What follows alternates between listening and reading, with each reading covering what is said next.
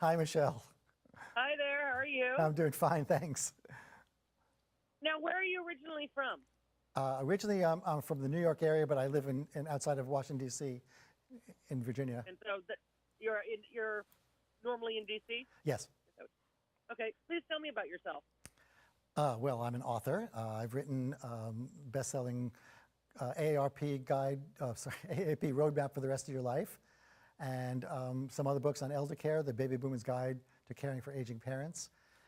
And I've been writing articles for the web at nextavenue.org and Forbes. I have a blog on Forbes.com. Now, where can people learn more about you? Go to my website. Thank you for asking, bartastor.com. It's my website. You can see the books that I've written and get more information about who I am and about me. Thank you. Now, what happens on December 7th? Oh, magic date. On December 7th, that is the close of enrollment for 2018 Medicare.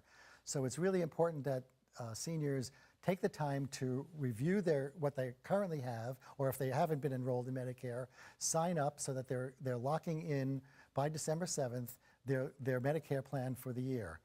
And the reason this came up, of course, is because WellCare conducted a survey called the Cost of Complacency survey, where they polled about over 1,000 seniors and determined that despite the fact that the healthcare costs are the most burdensome of all the living expenses, seniors don't review their healthcare coverage on an annual basis. And that leads to problems, not only just potentially leaving money on the table, but also they may not have the kind of coverage they need. In fact, as it said, is about over 60% of seniors do not review their Medicare plans on an annual basis.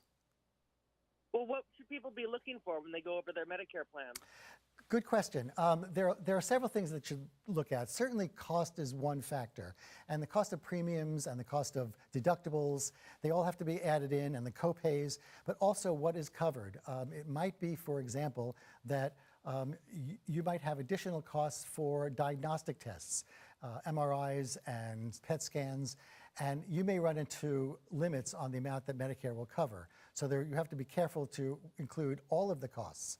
And then, of course, other tips are that you have to look at what other coverage you might need for things like hearing exams or vision care or dental even. So when you start adding in all of the factors, you have to look not just at what is my monthly premium, but what are the real total costs going to be for the year. Why do you think seniors aren't paying enough attention to their Medicare rather than their other living expenses? Yeah, it's kind of interesting. You know, they look at it as a very scary thing. It's very unpleasant. In fact, more people say that they would rather go to the DMV to renew their license than review their annual Medicare plan. Or even, they'd rather do their taxes than review their plan. And of course, we know it's complicated, we know it's difficult, but it's a serious thing, and you're locking in the future. You know, we tend to put things on autopilot when it's something that we really don't want to do. But the fact is that we have to look at the future, not at the past. You know, I have to be thinking about what's ahead for me next year. I'm on Medicare as well, and in my life, my blood pressure has always been well within the guidelines of what's normal. Well, as you might know, the guidelines changed just a week or two ago. So all of a sudden, my formerly normal blood pressure is now above the recommended level. So now I have to review to see that if I'm going to be put on some blood pressure medicine, I have to know that that's going to be covered in my Medicare plan for next year. So competition is good when it comes to healthcare providers. I want to stay away from policy, but it's not so much the competition. I think what we're talking about is learning about what's available to you, and that's where it's important to really think about it. You know, if you're on traditional Medicare, then in fact that is what Medicare is. This you have to determine this is the appropriate plan for me given my situation. But there are other options for you. You may choose to be on a Medicare Advantage plan, in which case there are different plans that you can get and different organizations that offer these plans. Where do people go? Where can people go to get help when they're looking for a new plan? Well, one of the best sites is Medicare.gov because you're getting all of the information that you need right there. But in addition, you can learn more and get the guidance that you need from going to costofcomplacency.com, which of course references the survey that was done by WellCare. And then also we find that the local senior centers are great resources. Often then you get to meet with an individual expert who can help guide you individually, not just get more information, but help you find the kinds of solutions that you need for your care and what is most appropriate for you. And then, of course, there's also AARP.org, another great site. Now, where can people get a little bit more information? I'm sorry, let me read that one. With the cost of complacency, what are some other key findings that people would like to know?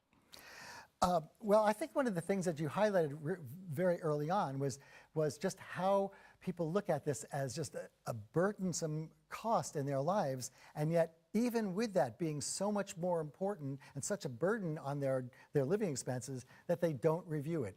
You know, I want to encourage people, it's not that scary. It's complicated, it's confusing, and yes, you have this feeling that, oh, maybe I'm locking in my life. Well, you're not. It's for a year.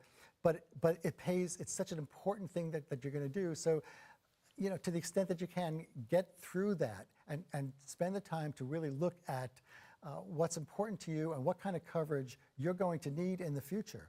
And whether that is vision care or dental care or hearing exams. And let's face it, as we seniors get older, our health needs change. And that's why it's important to really look forward and not in the rearview mirror. Out of curiosity, where does the December 7th date come from? I don't know. That's a great question. But it's a hard and fast date. It's not, you know, it's midnight December 7th, and it can be done online. It's not December 8th at 12:01. It's literally December 7th. So it's important that it get be done. But it is an interesting question to say, well, you know, I don't even know what day of the week that is, but that could also be relevant. It could be a Friday, or I'm not even sure. Do you have anything you'd like to add? No, again, to encourage people to spend the time, try to get the help that they need, and really look at the whole picture, not just simply look at, okay, it's going to cost me this amount for my premium, but really consider what are the real costs. You know, am I going to have a high deductible? It's not. It's sort of like your auto insurance. Sometimes you can lower your premium, but you're not going to have collision insurance on your car. And so if you have an accident, well, that's going to cost you. This is a little bit different because it's about your health. And so I really do think that it's important to look at the whole picture and say, yes, it's going to cost me a little bit more, or it's going to cost me a little bit less, but what am I losing by paying less? Well, thank you very much for all this information. I think it'll help a lot of people. I hope so. Thanks a lot, Michelle. Happy Thanksgiving. Bye-bye. And same to you. Bye.